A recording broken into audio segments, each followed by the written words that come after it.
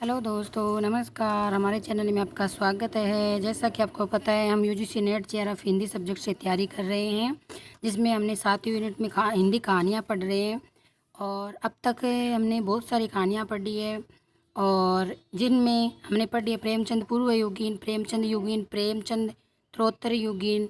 उसके बाद आज से हम स्टार्ट कर रहे हैं स्वातंत्र्योत्तर, यानी स्वतंत्रता के बाद जो कहानियाँ हैं और कहानीकार जो आंदोलन हुए हैं और जो कहानीकार है उनके बारे में हम पढ़ेंगे। लेकिन यहाँ हमें जो जितना सिलेबस में दे रखा है बस उतना ही पढ़ेंगे। लेकिन स्वतंत्रोत्तर कहानी पढ़ने से पहले मैं उसके परिचय देना आपको चाहूँगी कि पहले कुछ मतलब जो लाइन हम जिस लाइन पे चल रहे हैं उसके बारे में नॉलेज होना ज़रूरी है कि स्वतंत्रता के बाद जो कहानियाँ आई थी उनमें किस चीज़ का जिक्र हुआ है और किन किन आंदोलन की बातें हुई है। तो चलो मित्रों, आज के हम इस वीडियो में स्वतंत्रता के बाद जो कहानियाँ हैं, जो कहानी आंदोलन है, उसके बारे में थोड़ा सा परिचय पढ़ते हैं। तो स्वतंत्रता के पश्चात लिखी गई कहानियों को स्वतंत्रोत्तर हिंदी कहानी कहा जाता है। यानी स्वतंत्रता के बाद जो कहानियाँ लिखी गई है उनको क्या कहते हैं? स्वतंत्रोत्तर कहानी कहते हैं।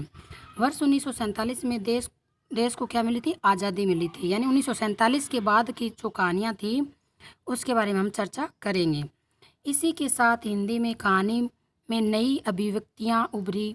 आज़ादी के बाद कहानी साहित्य नई कहानी आंदोलन आज़ादी के बाद कहानी साहित्य नई कहानी, सचेतक कहानी, समांतर कहानी, समकालीन कहानी, कहानी आदि विभिन्न रूपों से वैविध्यशाली बना। यानी ये आंदोलन चले थे कहानी को लेके। कौन कौन से आंदोलन आंदोलन चले थे? नई कहानी आंदोलन, सचेतन कहानी आंदोलन, समांतर कहानी आंदोलन और समकालीन कहानी आंदोलन और कहानी। ये अनेक प्रकार के आंदोलन चले थे मित्रों। तो ये हमारे स्वतंत्रता के बाद जो कहानियाँ लिखी गई थी उनमें प्रमुख आंदोलन थे। अब हम जो हमारे सिलेबस में स्वतंत्रता के बाद जो कहानी दे रखी है नेट जेआरएफ के अंदर में, उस कहानी का जिक्र यहाँ करेंगे। हेलो दोस्तों, तो आज की कहानी है स्वतंत्रता के बाद जो कहानियों में से हमारी कहानी दे रखी है जो सिलेबस में, उसमें फणीश्वर नाथ रेणु की जो कहानी है तीसरी कसम, यह कहानी हमारे सिलेबस में दे रखी है यूनिट 7 में। पिछली बार इसमें एक क्वेश्चन आया था, वो भी बीचों बीच से क्वेश्चन आया था। क्वेश्चनों यानी कहानी की लाइन उठा के क्वेश्चन दिया गया था, यानी पंक्तियों को उठा के इससे कहानी से क्वेश्चन बना था। तो इसी प्रकार से आगे क्वेश्चन बनेंगे। हम इस कहानी के बारे में चर्चा करेंगे ज़्यादा बात न करते हुए। तो फणीश्वर नाथ रेणु तीसरी कसम कहानी है। तो हिंदी साहित्य में 60 के दशक के नए कहानीकारों में फणीश्वर नाथ रेणु का अपना विशिष्ट स्थान है। रेणु की कहानियों का कथा विन्यास एकदम निजी है। ये फणीश्वर नाथ रेणु जी है, ये इनकी कहानी में बहुत अच्छी अच्छी कहानियाँ हैं। और तीसरी कसम कहानी है, ये बहुत ही प्रसिद्ध है और एमए के सिलेबस में भी ये कहानी लगती है।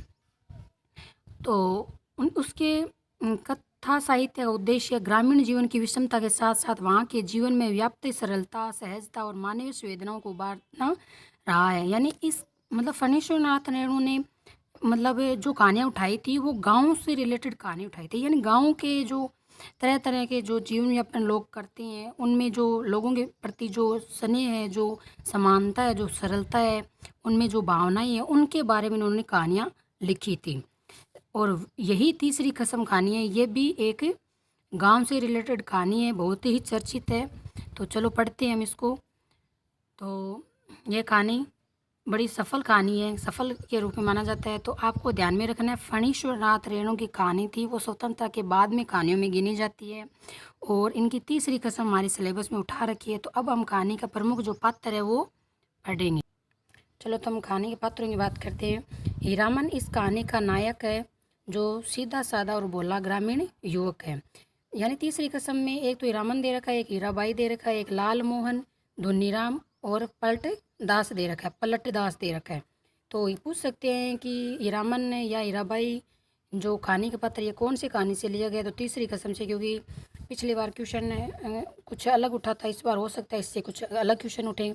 तो हीरामन इस कहानी का एक नायक है जो सीधा साधा और भोला वाला ग्रामीण युवक है, गांव का रहने वाला, और एक गाड़ीवान है यानी बैलगाड़ी चलाने वाला व्यक्ति है। और दूसरी ओर हीराबाई है जो नौटंकी में काम करने वाली एक रूपवंती स्त्री यानी सुंदर स्त्री है, जिसे सामान्य भाषा में बाई कहा जाता है। लालमोहन, धुनीराम, पलटदास ये हीरामन के गांव के गाड़ीवान है जो हीरामन के प्रति स्पर्धी है, ये कहानी के विकास में अपनी भूमिका निभाते हैं। तो इसमें तीन पात्र को आप छोड़ देना, हीरामन और हीराबाई को ध्यान में रखना। तीसरी जो कसम जो कहानी है फणेश्वर नाथ रेणु की, इनके प्रमुख पात्र है। अब हम पढ़ते हैं कहानी की समीक्षा। तीसरी कसम कहानी की क्या है, समीक्षा पढ़ते हैं।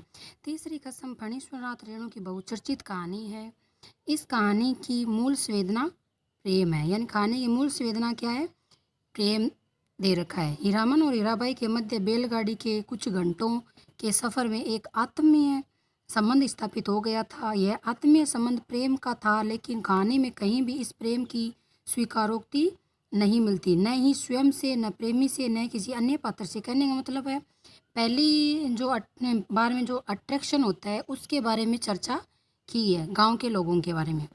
तो इस कहानी में हीरामन और हीराबाई का प्रेम कथित ही नहीं अपितु व्यंजित हुआ है। कहानीकार ने स्थान स्थान पर इसे बड़ी स्पष्टता से संकेतित किया है। हीरामन की गाड़ी में हीराबाई के सवारी के रूप में चढ़ने के बाद हीरामन की पीठ में अजीब सी गुदगुदी का एहसास होना तथा अलग प्रकार की अनुभूति होना इसी बात का द्योतक है।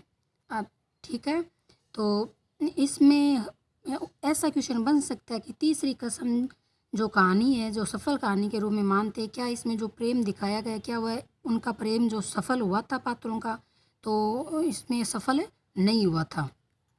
आगे बढ़ते हैं। अब हम नेक्स्ट पढ़ते हैं।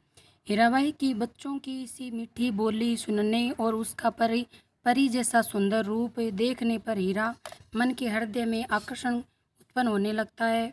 हीरामन से बात करने के बाद हीराबाई को सहज सरल तथा निश्चल हीरामन भा गया। सहज आकर्षण कर्मश प्रेम की भावना में परिवर्तित होता जाता है, जिसमें परिहास अपनी भूमिका निभाता है। कहने का मतलब दोनों आपस में बातचीत करते हैं तो एक दूसरे के जो साफ मन उनका था वो उन दोनों को क्या है, अट्रैक्शन, यानी कहने का मतलब उनको भा गया। और महुआ गटवारिन की लोक कथा कहानी में अर्थ के नए आयाम भरती है, जो कहानी की अर्थ व्याप्ति की दृष्टि से अत्यंत सार्थक है। यानी ये एक मतलब गटवाहिन की लोक कथा बताई है जिसमें सार्थक बताई है। कहानी के अंत में हीरामन से विदा लेते समय हीराबाई का कथन था, हाँ इस बार ये क्वेश्चन बन सकता है, देखो यहाँ कि महुआ गटवारिन को सौदागर में खरीद जो लिया है गुरुजी, यह कथन किस कहानी से लिया गया है और यह कथन किसके द्वारा बोला गया है। तो आपको ध्यान रखना है, यह कथन तीसरी कसम कहानी से है और हीराबाई के द्वारा हीरामन को कहा गया है। क्या कहा है, महुआ गटवारिन को सौदागर ने खरीद जो लिया है गुरुजी, एक प्रकार से उसके प्रेम और साथ ही उसकी लाचारी को स्पष्ट करता है। इस कहानी की विशेषता घटनाओं या बाह्य स्थितियों के संयोजन में न होकर मानसिक स्थितियों के संयोजन तथा उनके विस्तार अंकन करने में है। कहने का मतलब है बाह्य स्थिति का इसमें जिक्र नहीं किया, लेकिन मानसिक स्थिति दोनों के बीच में जो वार्तालाप चल रहा है उसके बारे में इस कहानी में मतलब बताया गया है।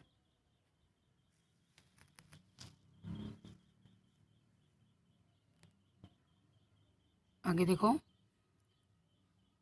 मानसिक स्थिति में बताया गया, भावनाओं की गहराती जटिलता को प्रामाणिकता के साथ प्रस्तुत करने के लिए कहानी का कथानक लंबा हो गया है। मुख्यतः रचनाकार की मनोवृत्ति हीरामन के चरित्र व विचारों को उभारने में अधिक रमी है। मतलब इसमें एक दूसरे के मतलब स्वभाव को दर्शाया है, उनके विचारों को दर्शाया है इस कहानी के अंदर। आप सोचते होंगे मैडम इतना लंबा पढ़ा रहे हैं, लेकिन आप देखो आगे मैं बताऊंगी क्वेश्चन पिछली बार कहाँ से आया था। तो कहानी को पूरी डिटेल में हमें जाना बहुत ज़रूरी है, तभी तो हमारा नेट और JRF क्लियर होगा। आगे देखो, मुख्यतः रचनाकार की मनोवृत्ति हीरामन के चरित्र विचारों को उभारने में अधिक रमी है। पूरी कहानी में हीरामन के भाव व हरकतें ही अधिक मुखरित होकर चित्रित हुए हैं। तो कहानी में पूछ सकते हैं कि हीरामन का स्वभाव कैसा था, तो कैसा था उनका स्वभाव, अब आप समझ ही गए होंगे। तो आगे पढ़ते हैं। पूरी कहानी में हीरामन के भाव दिखाए हैं। हीराबाई के मनोभाव के दर्शन सांकेतिक रूप से कहीं कहीं चित्रित किया संकेत के माध्यम से। इस कहानी में प्रेम के भाव, प्रवणता पूरी तरलता यानी चंचलता के साथ व्यंजित हुई है। साथ ही इसकी विशेषता यह है कि यह निश्चल प्रेम कथा कहीं भी मर्यादा का अतिक्रमण नहीं करती दिखाई देती। इसमें प्रेम को लेकर न तो बड़े बड़े वादे किए जाते हैं, न ही लंबी चौड़ी कस्में खाई जाती है, जो कि वास्तव में होता है। मतलब प्रेम नाम के कुछ नहीं है, धोखा होता है। कहने का मतलब यह है कि वास्तव में कोई मतलब वादा कुछ नहीं होता, बस एक दूसरे से बात करते, एक दूसरे को अच्छा लगता है और सीधे साधे दोनों हैं, और न कोई वादे न कोई कस्में, कुछ नहीं है। वास्तविक प्रेम था यहाँ।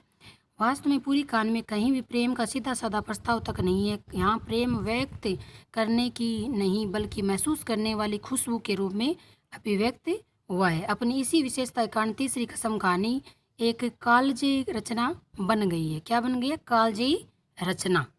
आगे देखो, कहानी के शिल्प की विशेषता इसी किस्सा गोई की शैली है, यानी एक दूसरे की बातें करते हैं, मतलब छोटे छोटे किस्से सुनाते हैं। वाक्य संरचना भी उसी के अनुरूप है। ऐसे लगता है जैसे हम कहानी पढ़ नहीं बल्कि सुन रहे हैं। एक एक पात्र, परिवेश तथा दृश्य हमारी आंखों के सामने से गुजरते हुए प्रतीत होते हैं। अब देखो, मैं पढ़ रही हूँ ना, तो मुझे वही घटना ऐसे लग रही है जैसे दोनों एक बैलगाड़ी पे बैठे हैं, दोनों आपस में बात कर रहे हैं। यह कहानी वर्तमान में घटित होती चलती है। इस कहानी में पूर्व दीप्ति पद्धति यानी फ्लैशबैक का सहारा भी लिया गया है। फ्लैशबैक क्या है? यानी पूर्व से जो स्मरण है हमारे मन में, उन पे चर्चा की गई है। जब हीरामन अपनी पहली 2 कस्मों, अब देखो पिछली बार क्वेश्चन यहाँ से आया था नेट के अंदर जेआरएफ में, देखो कितनी कस्में खाई थी? 3 कस्में खाई थी। पहली कसम कौन सी थी, दूसरी कौन सी थी, यानी 2 कस्में आई थी इसमें। तीसरी कसम का शायद उसमें जिक्र नहीं था, लेकिन क्वेश्चन जब तक पूरी कहानी नहीं जानेगी तब तक कहानी की कस्में हमें पता नहीं चलेगी। तो देखो, हीरामन ने पहली कसम कौन सी खाई थी, कब खाई थी ये कस्में? जब लास्ट में उसको मतलब ये जो हीराबाई से बिछड़ जाता है और उसको एहसास होता है कि मैंने क्या कर दिया, मतलब कितना बड़ा, मतलब मेरे दिमाग खराब हो गया था मेरा। देखो, पहली कसम खाई थी, बांस ढोने पर हुई दुर्घटना के कारण पिटाई होने पर खाई कि अब कभी बांस नहीं ढोऊंगा। कहने का मतलब उसने जो बांस ढोए थे अपने बैल, पूछ सकते हैं कि गाड़ी के अंदर क्या ढोया था, बांस थे। कसम क्या खाई थी? घटना के बाद उसकी पिटाई हो गई थी। किसकी? हीरामन की।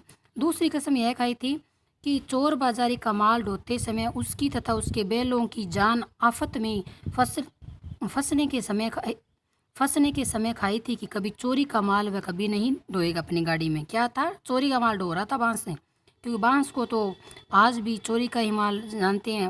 आपको पता है राष्ट्रीय स्तर पर इसको बैन लगा रखा है देश ने, तो आप जान सकते हो इस चीज़ को।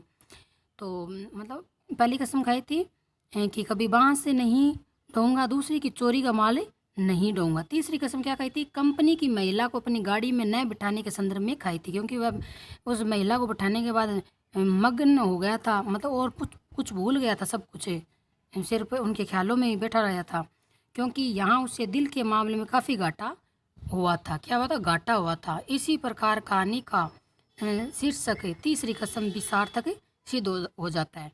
3 कसमें हैं, इस बात को आप ध्यान रखना। पहली कसम कि वह बांस नहीं ढोएगा, दूसरी चोरी का माल नहीं ढोएगा, तीसरी कि वह अपनी कंपनी की जो महिलाएं हैं उनको अपनी गाड़ी में कभी नहीं बिठाएगा। ये था पिछली बार का मोस्ट क्वेश्चन, तो इस बार भी पूछ सकते हैं, क्योंकि क्वेश्चन कभी कभार रिपीट भी होते हैं, कभी कभार क्या बहुत बार रिपीट होते हैं। तो ये थी इस कहानी की 3 कस्में। तो दोस्तों, यह कहानी थी आज की। इस कहानी में क्या क्या देखने को मिला है कि जो गांव के लोग उनकी बोली, मतलब जो सिंपल बोली होती है, जो खान पान होता है, जो उनके राग संगीत होते हैं, जो मेला लगता है, जो अंधविश्वास है, कुरीतियाँ है, एक मतलब गांव में जो भी ये सारे होते हैं वो जीवित, ऐसे लग रहा है जैसे सामने से हमें जी रहे, एक प्रकार से जीवित चीज़ें होती है। जिस स्थान पे वो जाते हैं तो ऐसे लग रहा है जैसे हमने पहले यहाँ देख, मतलब हम भी जी रहे हैं, वो चीज़ सुन रहे हैं, तो इस प्रकार लग रहा है। कोई मतलब ऐसे बन बनावटी बातें हमें इस कहानी में नहीं दिखाई दे रही है। जो चीज़ें बीतती है वो इस कहानी में दिखाया गया है। और कहानी में जो हीरामन और हीराबाई जैसे मुख्य पात्र हैं, इसके अतिरिक्त और भी कई पात्र हैं, लेकिन 2 ही मुख्य दिखाए गए हैं, और इनके जो संवाद है वो भी बहुत ही अच्छे दिखाए गए इस कहानी के अंदर। तीसरी कसम जो कहानी वो फणीश्वरनाथ रेणु की कालजयी रचना के रूप में है, और यह 5 दशक बाद भी आज भी कितने सालों के बाद भी इस कहानी को पढ़ते हैं और ऐसे लग रहा है कि आज ही ये घटना घटित हुई है, तरोताज़ा हमें कर देती है। तो ये थी आज की कहानी फणीश्वर नाथ रेणु। नेट जेआरएफ के लिए बहुत ही इंपॉर्टेंट कहानी है। तो हमारा वीडियो आपको कैसे लगा कमेंट बॉक्स में जाके बताइए। अगर आपको हमारा वीडियो अच्छा लगा है तो शेयर कीजिए और लाइक कीजिए। और आज के लिए इतना ही दोस्तों, नमस्कार।